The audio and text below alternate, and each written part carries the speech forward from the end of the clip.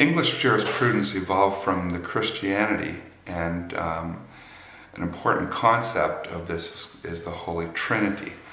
Kant explains the Holy Trinity as consisting of the Father as the lawgiver, the Son as forgiveness, and the Holy Ghost being consciousness.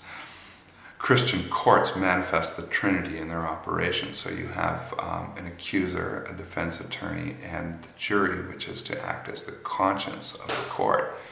So what the jury does is make sure that the imperfect man-made laws don't end up unfairly punishing somebody, because no law can be perfect. Somebody could be charged with murder, but that murder could be justified, and that really is up to a jury to decide.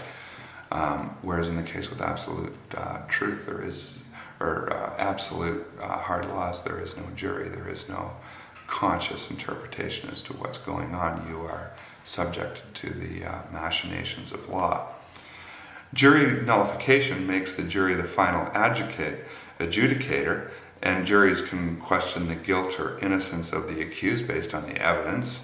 The efficacy of the law itself is applied to the accused in the particular circumstances.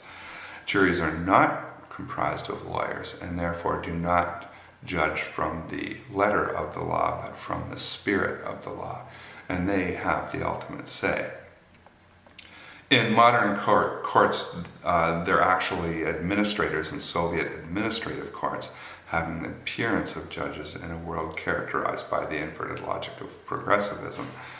Lysander Spooner, in Trial by Jury, had this to say about jury. It is manifest, therefore, that the jury must judge of and try the whole case, and every part and parcel of the case, free of any dictation or authority on the part of the government. They must judge of the existence of the law, of the true exposition of the law, of the justice of the law, and of the admissibility and weight of all the evidence offered. Otherwise, the government will have everything its own way. Jury will be mere puppets in the hands of the government, and the trial will be, in reality, a trial by government, and not a trial by country. In such trials, the government will determine its own powers over the people instead of the people's determining their own liberties against the government. And it will be an entire delusion to talk, as for centuries we have done, of the trial by jury as a palladium of liberty, or as any protection to the people against the oppression and tyranny of the government. Lysander Spooner.